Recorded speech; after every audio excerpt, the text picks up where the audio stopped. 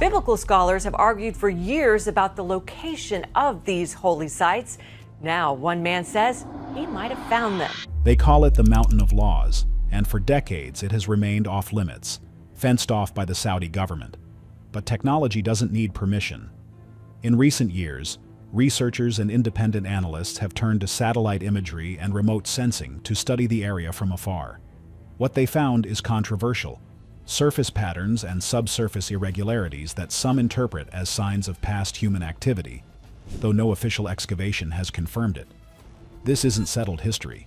It's a disputed possibility, one that challenges where we think some of the most important ancient events took place. What the drone saw. The desert has a way of keeping secrets, burying the past under shifting sands and endless sun, but technology has finally caught up. In the early 20s, aerial survey tools, including commercial drones and satellite-based imaging, were used in restricted and adjacent regions of northwest Saudi Arabia to collect high-resolution surface data. This wasn't a standard survey. The target was Jabal Maqla, a mountain shrouded in rumor, largely inaccessible to independent archaeological teams and debated by scholars for generations. When the data came back, it didn't just show rock and sand. It revealed patterns that some researchers argue are inconsistent with purely natural formations. The radar, where used in comparable desert surveys, is capable of penetrating beneath the surface and has, in other regions, revealed buried features invisible to the naked eye. In this case, analysts reported linear features and geometric shapes visible in remote sensing overlays. Nature does not do straight lines, though geology can sometimes produce linear fractures and formations that resemble human construction. The data suggested buried chambers, right angles, and geometric patterns that some interpret as signs of human planning, indicating a level of organization that would be unexpected in a region traditionally thought to be sparsely inhabited during the late Bronze Age. It was the kind of data that makes you stop and stare, provocative indicators of structured activity in a place long assumed to be empty. To understand the magnitude of this, you have to look at how similar technology rewrote history in Cambodia. In 2012, LiDAR scans over Angkor Wat stunned the archaeological world by revealing an entire urban grid hidden beneath the dense jungle, dramatically expanding what scholars already suspected about the scale of Khmer civilization. The Arabian scan is sometimes compared to this breakthrough by proponents, arguing it could play a similar role for the Exodus story. However, unlike Angkor, no peer-reviewed excavation has yet confirmed such conclusions here. But here is the catch. This isn't just about finding some old walls. Some interpretations of the spatial scale suggest an encampment far larger than previously expected, one that supporters argue could accommodate a very large population, not just a few wandering shepherds. These estimates remain speculative and are not supported by material culture such as pottery, tools, or human remains. The data points to a specific mountain, one that aligns symbolically and geographically with these anomalies, forcing us to ask a dangerous question. Have we been looking for one of history's most significant sites in the wrong region for the last 17 centuries? The implications of these geometric anomalies are staggering. If they do represent ancient human organization, they could suggest that stories of a mass migration, a law given on a mountain, and a journey through the wilderness may preserve echoes of real events, not just myths. At present, this remains a hypothesis rather than established history. The drone didn't just take pictures. It contributed data to an ongoing debate about what might lie beneath the sand. But it gets even weirder. When researchers looked closer at the geometric layouts, they started noticing patterns that some analysts claim resemble intentional design rather than random distribution. We are talking about specific ratios and alignments that have been compared, controversially, to layouts seen at ritual or ceremonial sites elsewhere. Some theorists are even whispering that these grids resemble the layout of a circuit board. This interpretation is speculative and not accepted within mainstream archaeology. It sounds crazy, but think about it. If ancient builders incorporated symbolic geometry or landscape planning, this encampment might not have been just a place to sleep. It could have held ritual or organizational significance. The precision required to lay out such a camp, if intentional, would imply a level of logistical planning rare for nomadic groups but not impossible, especially if the population was organized hierarchically. The radar shows what may be main thoroughfares, distinct zones that could correspond to different activities, and a central area interpreted by some as deliberately kept clear. This aligns thematically, though not conclusively, with ancient descriptions of a perimeter set around the holy mountain. Basically, the layout isn't just organized, it appears organized to those who interpret the data through a biblical framework. The scans show what look like possible control points and movement corridors, though alternative geological explanations exist. If you were managing a massive population in a harsh environment, this is one theoretical way you might set it up. The level of civil engineering implied here remains contested for a group of escaped slaves, unless they had help or knowledge that we are underestimating. And that leads us to the location itself. Why this mountain? Why in Saudi Arabia?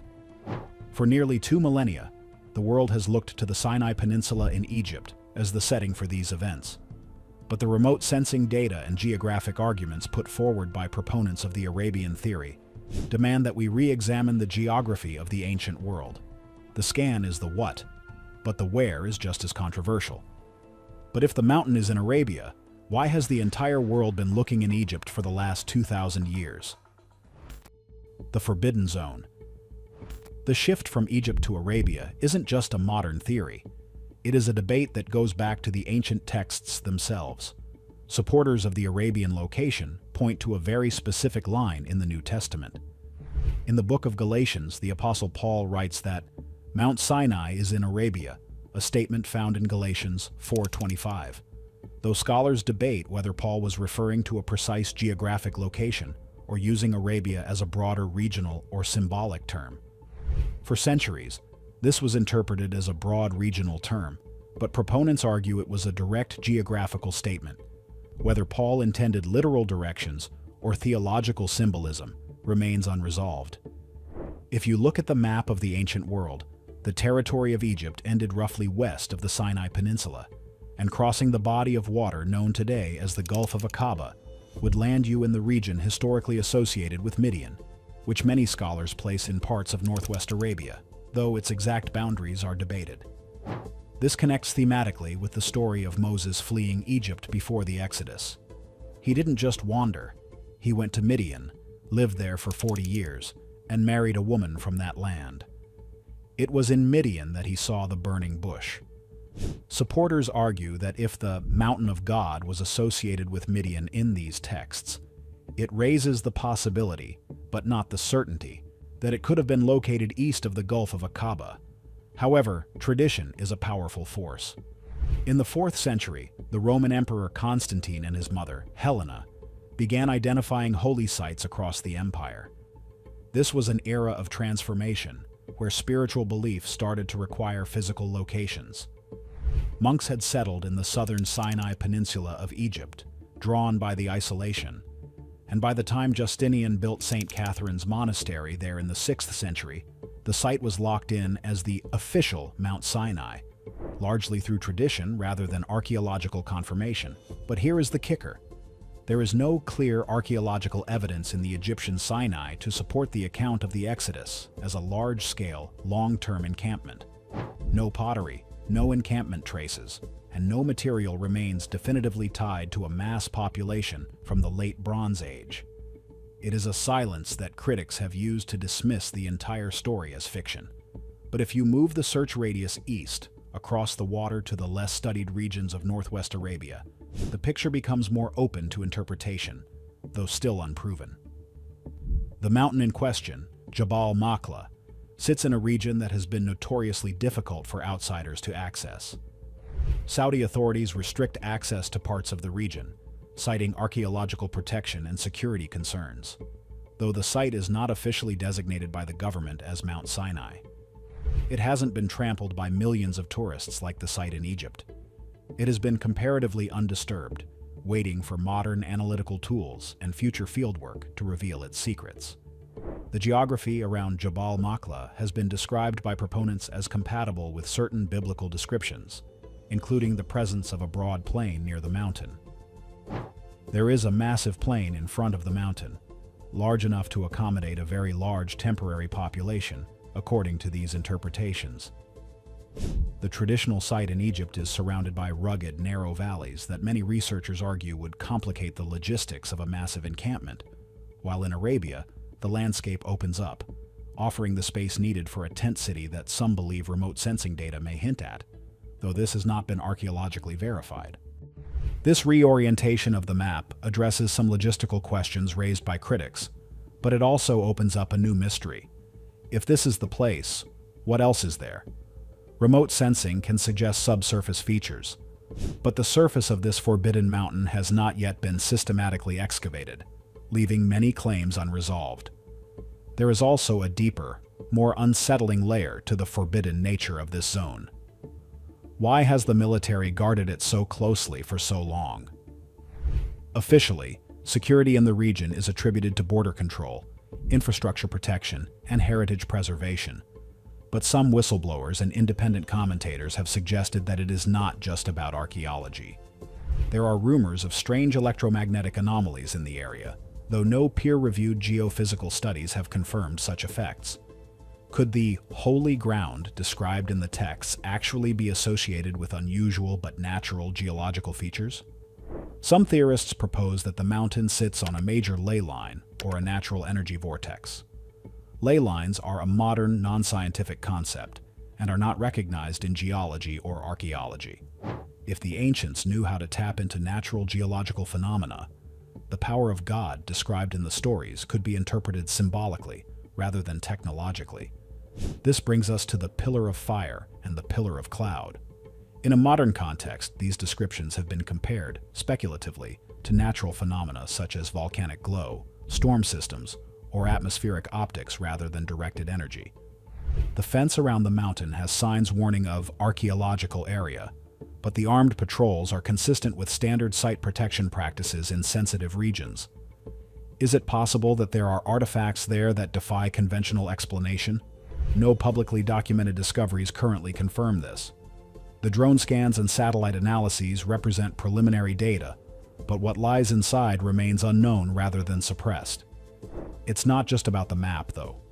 To really understand why this place is so special, you have to look at the rocks themselves, because they tell a geological story that has been interpreted in multiple, often conflicting ways. The ground here is littered with evidence, according to proponents, but the most shocking clue is hanging right off the side of the mountain. Traces of the divine. The most striking feature of Jabal Maqla is its peak. The top of the mountain appears black, standing in sharp contrast to the reddish-brown granite that dominates the surrounding range. From a distance, it looks like a shadow, but up close, the rocks themselves are visibly darker. Supporters point to the biblical description of the mountain smoking like a furnace. Geologists, however, note that the darkened summit is most likely composed of naturally darker igneous material or weathered basalt rather than granite burned by heat. Still, the sharp visual transition in color has been interpreted by some as symbolically consistent with descriptions of fire descending from above. Some observers go further, suggesting the summit appears scorched from the top down. A few independent commentators have compared the surface texture to vitrified stone, a process that requires extreme heat, though no peer-reviewed geological study has confirmed true vitrification at the site. The temperatures required to alter granite in this way are immense. While some have speculated about radiation or extraordinary energy, mainstream scholars interpret biblical imagery, such as Moses' shining face, as theological symbolism rather than evidence of physical exposure to radiation. At the base of the mountain lies another frequently cited anomaly, a massive boulder, roughly 60 feet high, split cleanly down the middle. It sits atop a small rise, balanced in a way that immediately draws attention. The fracture is precise, and the stone shows long-term erosion patterns at its base, including smooth channels in a region that receives very little rainfall. Some interpret this as evidence of ancient water flow, while geologists generally attribute such features to episodic flash flooding over long periods, rather than a single dramatic event. Proponents nonetheless associate the formation with the biblical account of Moses striking a rock to produce water. The split boulder invites comparisons to the famous Al-Nasla formation in Saudi Arabia, known for its nearly perfect vertical fracture. Geologists explain such formations as the result of natural stress fractures along mineral fault lines shaped over time by erosion. Despite this, their appearance has fueled speculation. Were the ancients using tools we do not understand? Or are these stories symbolic descriptions of natural geological processes, such as the release of water from underground aquifers? No archaeological evidence supports the use of advanced technology at the site. Attention then turns to stone structures near the mountain. Remote sensing and surface observation have identified formations some interpret as man-made platforms or altars, though their purpose and age remain uncertain. Nearby petroglyphs depict bulls and cattle, imagery common across the Arabian Peninsula and spanning many cultures and eras. While some connect this imagery to the biblical golden calf, scholars caution that such depictions cannot be definitively linked to that narrative, particularly given their widespread regional presence.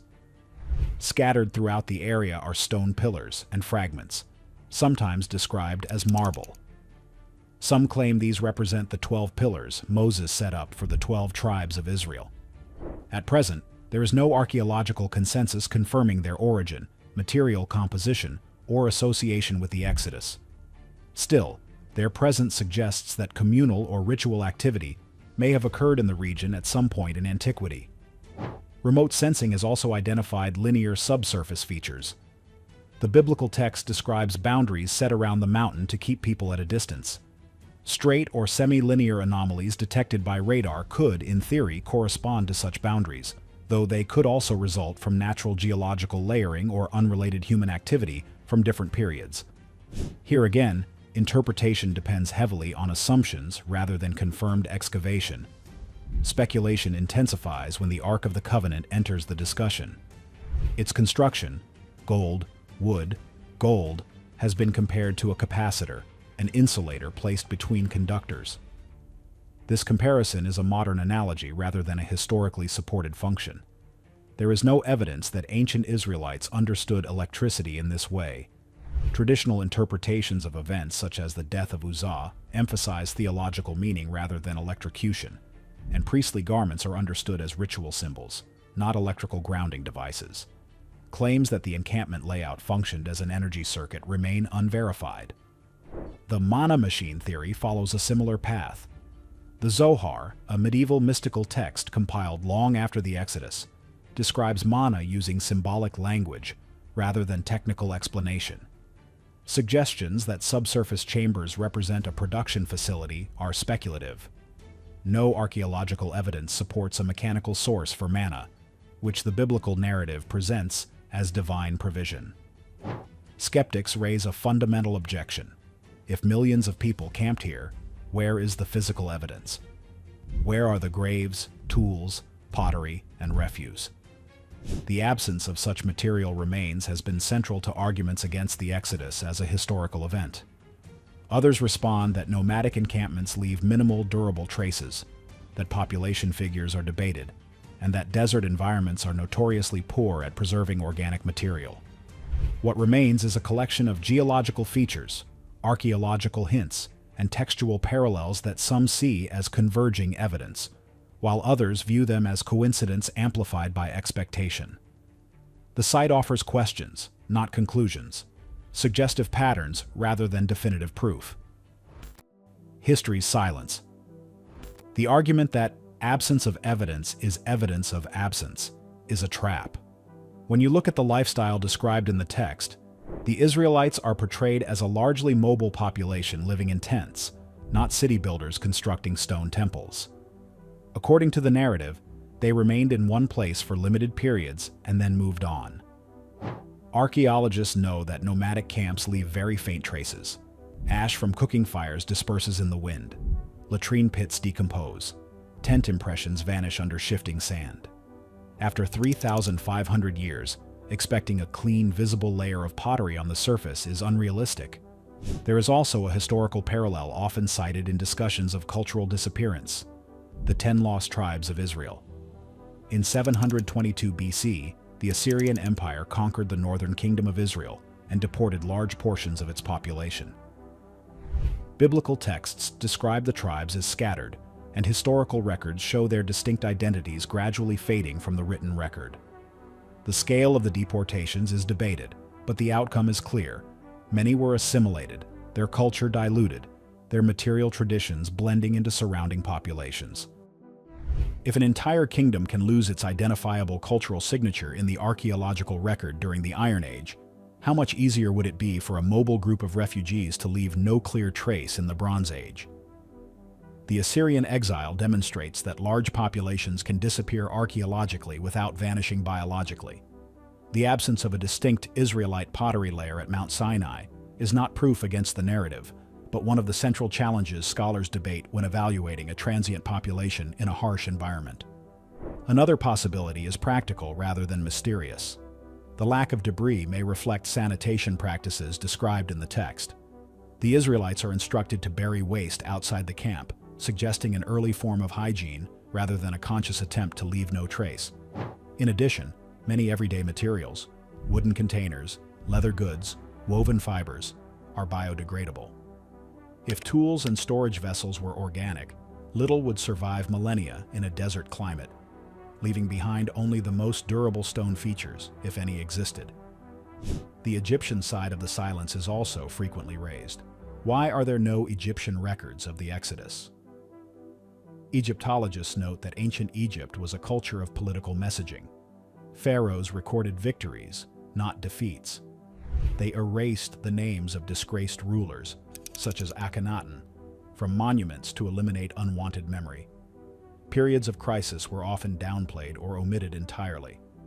A mass internal collapse involving slaves, plagues, and the destruction of a royal army would not have been commemorated. The silence in Egyptian records aligns with known practices, though it cannot confirm the biblical account on its own. Some alternative historians push further, suggesting the missing evidence reflects not erosion, but isolation. The Israelites may have entered a prolonged period of separation that produced little durable material culture. The cloud that guided them is traditionally interpreted as theological symbolism, though modern readers sometimes speculate about natural phenomena. Descriptions of clothing not wearing out and feet not swelling are generally understood as expressions of divine provision, rather than literal biological suspension. Proponents of the Arabian Sinai hypothesis argue that drone and satellite analyses help bridge this gap. They point to large-scale spatial patterns, possible boundaries, foundations, and organized layouts that could survive when smaller artifacts like pottery and ash disappear. These features are interpreted as the skeletal outline of an encampment, even if the finer details are gone. The presence of Midianite pottery and ancient mining operations in the broader region shows that the area was active during the late Bronze Age. Trade routes existed. Resources were exploited. Whether this activity can be directly linked to the Exodus remains unresolved. The idea of advanced assimilation also appears in scholarly discussions. If the Israelites carried administrative, legal, or religious knowledge from Egypt and merged it with emerging traditions, they may have integrated rapidly into surrounding societies. The desert period may have been a time of social and religious formation rather than technological development. Claims of training or instruction are best understood metaphorically rather than literally. There is also an acoustic dimension worth noting. The text describes the voice of God sounding like a trumpet that grew louder. Acoustic researchers have shown that certain landscapes can amplify sound dramatically. While sound cannot move stone, low-frequency vibrations are known to induce feelings of fear and awe. If the mountain's geology amplified such effects, the experience described in the narrative may have been psychologically overwhelming without requiring advanced technology. The silence of the desert is not emptiness, it is ambiguity. And while drone data and remote sensing have reignited the debate, they have not delivered final answers, only new questions. What do you think? Does this drone evidence finally prove the location of the real Mount Sinai? Or is it just another desert mirage? Drop your thoughts in the comments below, and don't forget to hit that like button if you enjoyed this deep dive, and subscribe for more discoveries that challenge what we know about our past.